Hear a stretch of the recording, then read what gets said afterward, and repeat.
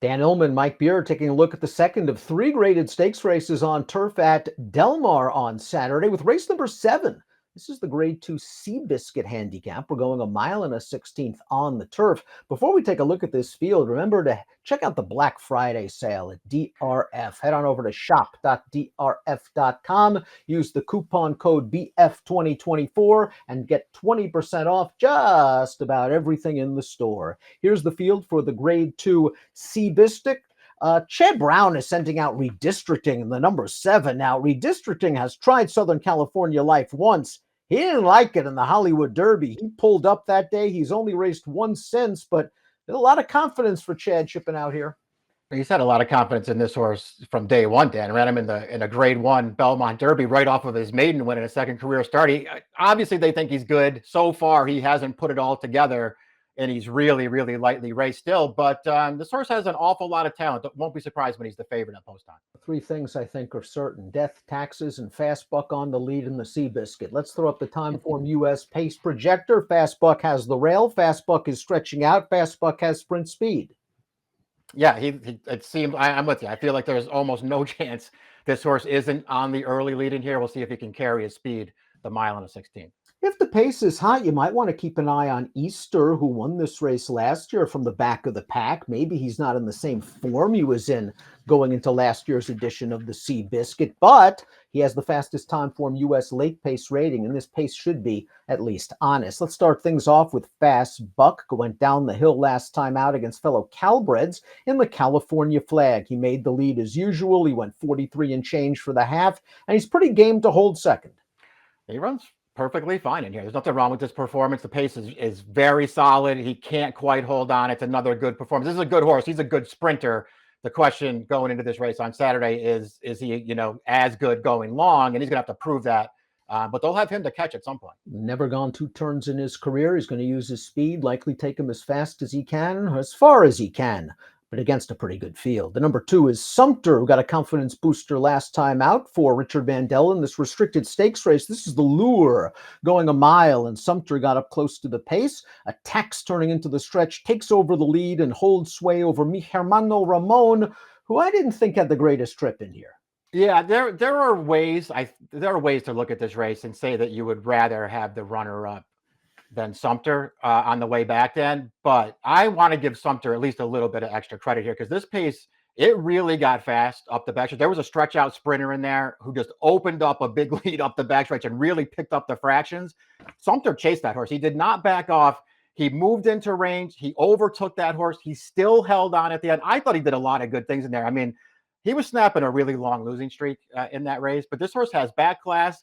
It's not like he was terrible in a bunch of those races as he was losing for 2 years straight, Dan. They tried a lot of different things with him. This horse is good. I thought he ran an underrated race last time. His uncoupled stablemate, the number 3 SEAL team, also comes out of the Lure, and he already had a ready-made excuse going into the race. Heck, it was his first start in 11 months, and I wonder if Mandela was using that race as a stepping stone to this one, because he's already a proven graded stakes winner. He won the Twilight Derby against 3-year-olds last year when working out a nice inside-out closer's trip, and maybe you'll get a similar situation here. 7-2 for me is a little bit light, because I wish he ran a little bit better last time out, but he might have needed the race. I think we have the exact same view on him. I don't really want to knock him too hard, because he maybe he really did need that race last time, and so I was a little disappointed, but there are ways to mitigate it.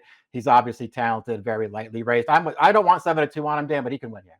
Zio Joe, the number 4, is going to be stepping up in class, and deservedly so. He's gone through his first 2 allowance conditions with a plum, including this victory at Del Mar going a mile on the turf, where he sort of shot the gap down towards the inside and is going to go by the leader.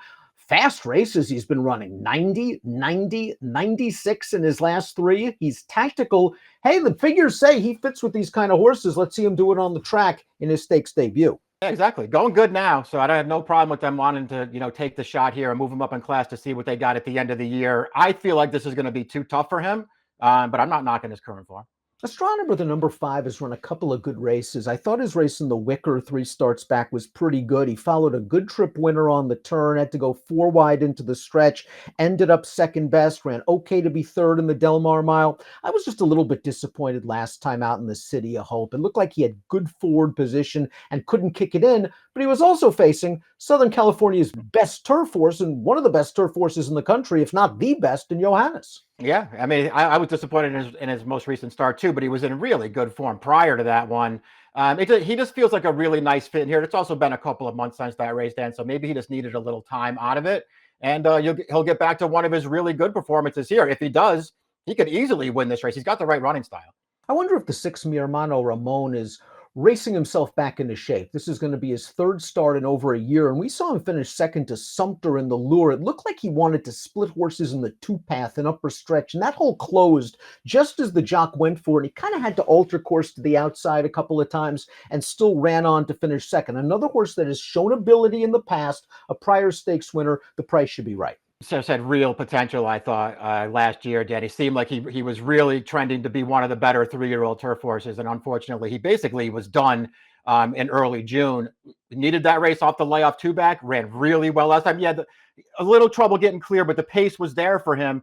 He was finishing at the end of that race. I really feel like he moved forward off the return. Now he can move forward again. This is a super dangerous horse. The Brown trainee, the number 7, redistricting, has certainly had his moments. Explosive win in his career debut, and then off a little bit of a layoff in his third lifetime start. Now, they shipped him out here in the Hollywood Derby. He pulled up. Something must have physically gone awry because he was away for a very long time. He came back in the Knickerbocker at Aqueduct, and this trip just doesn't work out. Manny Franco is down inside. He is hoping for a seam. A seam does not materialize until too late in the game. Yeah, he wanted to switch to the outside off the turn there, but he couldn't get out. There were horses right to his outside, so he decided to see if he could get through on the rail in the stretch. That didn't happen, and now he's last past the 8th pole, Dan. He's going to finish, though. He still almost wins this race, despite everything going wrong for him, and then he gallops out a mile in front of these horses.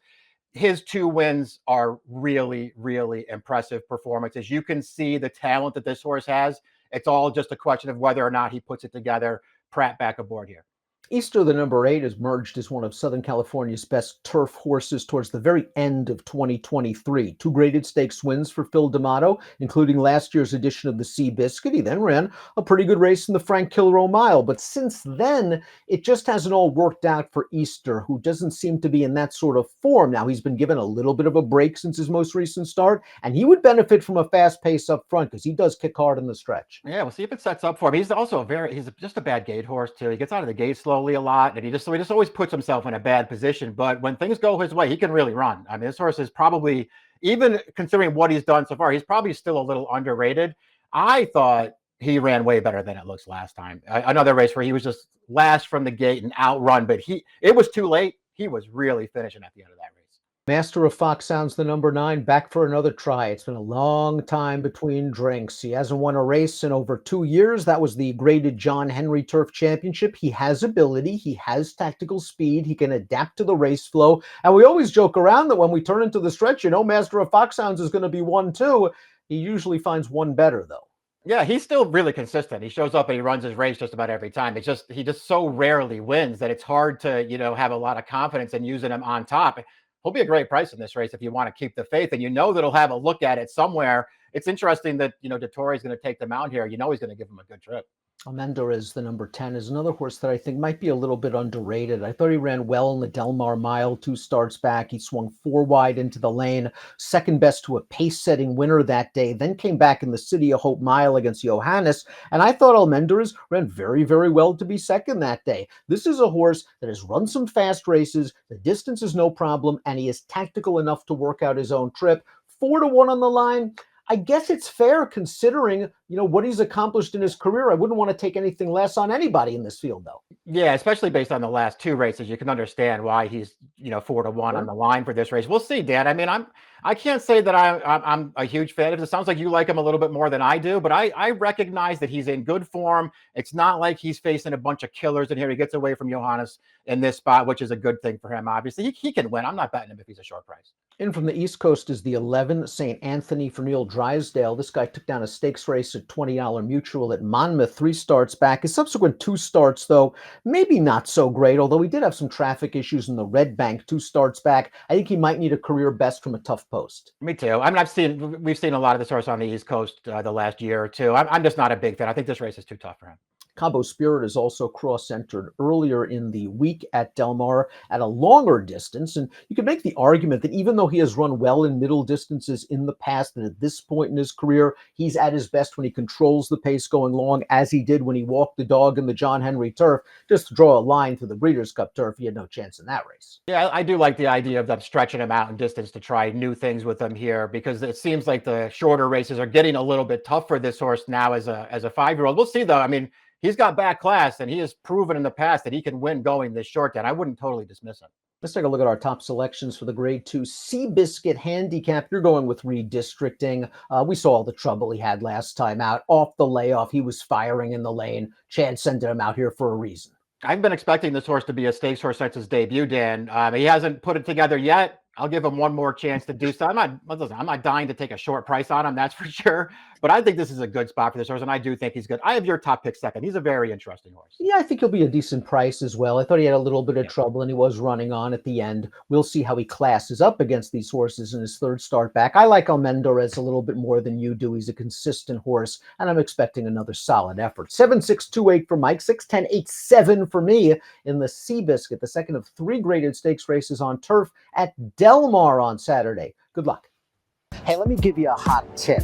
If you liked the content that you've seen before, click on the like and subscribe button right here. And of course, for more DRF videos like Race of the Days, stakes previews, click on the videos right here.